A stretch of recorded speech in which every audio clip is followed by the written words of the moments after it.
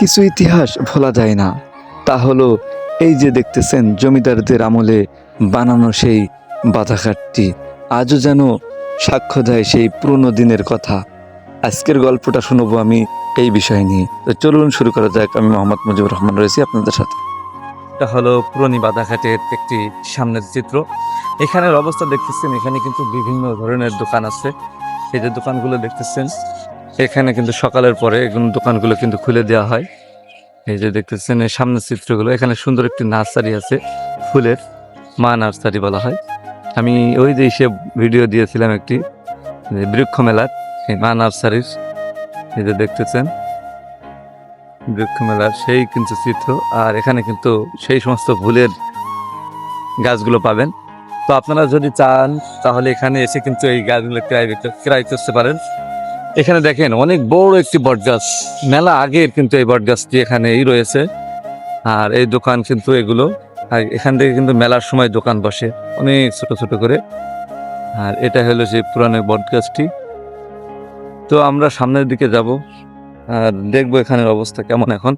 এই যে দূরে দেখতেছেন, এখনই কিন্তু মাথা উঁচু করে দাঁড়িয়ে আছে সেই রাজাদের আমলের সেই ঐতিহ্যবাহী সেই ঘাটগুলো, যা ব্যবহার করা হতো তাদের বিবিদের জন্য, তাদের বাড়ির মেয়েদের জন্য।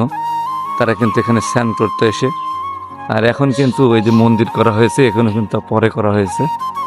দেখেন কত বড় একটা বাগান গেট করে। তো এখানের অবস্থা সম্পর্কে আমি আপনাদেরকে আরো ধারণা দেব, তার আগে আমি ঢুকতেছি। তো এখানে এই রাজাদের আমলে কিন্তু এই সমস্ত আপনার এই জিনিসগুলো করা হয়েছে। আর এখন কিন্তু সেইভাবেই পড়ে আছে এই জায়গার চিত্রগুলো দেখতেছেন। আগে কিন্তু এভাবে করা ছিল না, এখন কিন্তু নতুন করা হয়েছে। আর এই যে জায়গাটা দেখতেছেন, দেখেন এটা কিন্তু পরবর্তীতে করা হয়েছে, এটা এখানে ছিল না। এটা যেহেতু তাদের একটা সংস্কৃতি, তারা কিন্তু এই সমস্ত বানিয়ে রেখেছে। ভিতরটা দেখেন, ভিতরের চিত্রটা, ঠিক আছে, এই হলো এখানে চিত্র। আর মাথা উঁচু করে দাঁড়িয়ে আছে এই সমস্ত সারি সারি দিয়া কিন্তু ঘাটের সেই দৃশ্যটা। এখানে কিন্তু বিকেল টাইমে মানুষজন ঘুরতে আসে। এখানের পরিবেশটা দেখুন, একবারে একটু শান্ত পরিবেশ। সবসময়ের জন্য মানুষজন কিন্তু এখানে ঘুরতে আসে। এখানে কিন্তু পরিবেশটা অনেক সুন্দর। আর এখানে দেখেন এই যে উপর দিকে এখনো পর্যন্ত সেইভাবেই পড়ে আছে সবকিছু। এই যে দেখতেছেন 1 2 3 4 মেলা পিলার কিন্তু এখানে, ওই সাইডে 4টা, এই সাইডে আছে 6 7 8টা। অর্থাৎ প্রতিটা পিলারে কিন্তু সাক্ষ্য দেয় সেই পুরনো ইতিহাসের, যা আজও কিন্তু এই সমস্ত বয়ে যাচ্ছে। নদীর পাশে এই যে সুন্দর দৃশ্যটা, আপনার সুন্দর এই যে জায়গাটা, এই যে দেখতেছেন, তাদের জন্য কিন্তু বানানো ছিল। এখানে অবস্থাটা দেখেছেন কি সুন্দর করে নকশা করা কিন্তু প্রতিটা জায়গা।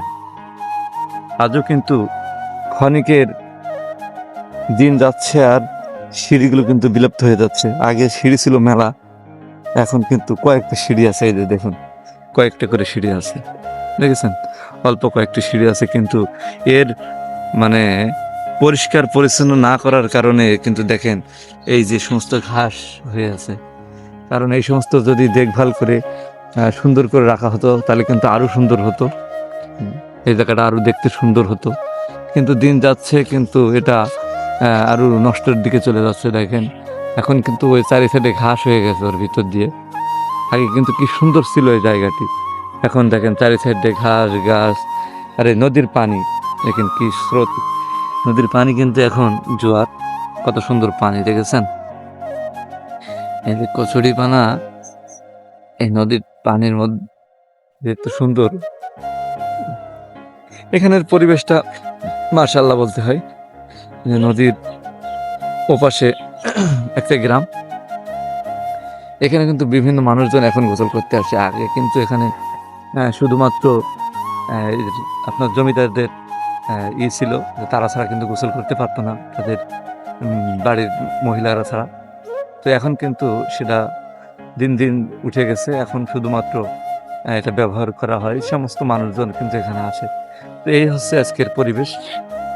আপনাদেরকে কিন্তু আমি দেখানোর চেষ্টা করেছিলাম। তো যদি ভিডিওটা ভালো লেগে থাকে অবশ্যই চ্যানেলটি সাবস্ক্রাইব করে পাশে থাকবেন আর বেশি বেশি করে একটু শেয়ার করে দিবেন। দেখা হবে অন্য কোনো ভিডিওতে।